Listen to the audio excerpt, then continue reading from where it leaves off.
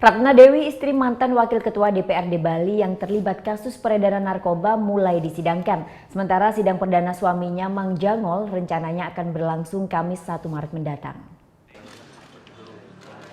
Pengadilan Negeri Denpasar mulai menggelar sidang kasus peredaran narkoba yang melibatkan mantan Wakil Ketua DPRD Bali, Jero Gede Komang Swastika alias Mang Jangol, dan istrinya Ratna Dewi.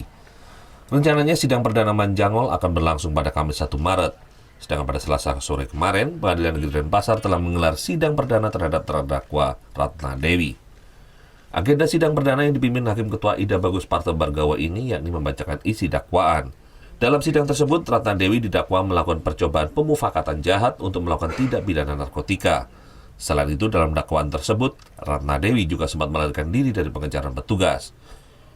Dalam kasus ini, Ratna Dewi dijerat dengan pasal 112 dan 114 tentang Undang-Undang Narkotika dengan ancaman hukuman maksimal seumur hidup.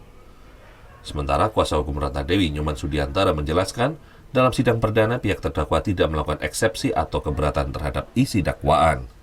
Meskipun itu sebenarnya hak atau ketentuan undang-undang bisa memberikan kewenangan seperti itu, tapi kita lebih menuju kepada sebuah efektivitas waktu.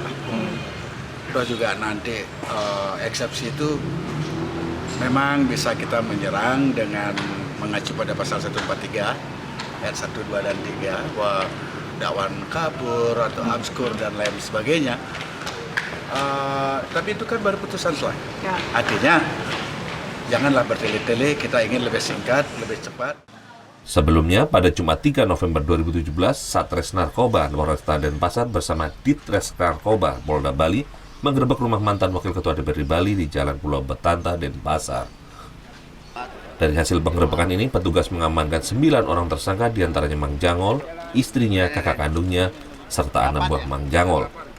Petugas juga berhasil mengamankan barang bukti 31 paket sabu seberat 22,52 gram dan 3 pucuk shotgun. Surya Sanjaya melaporkan untuk NET.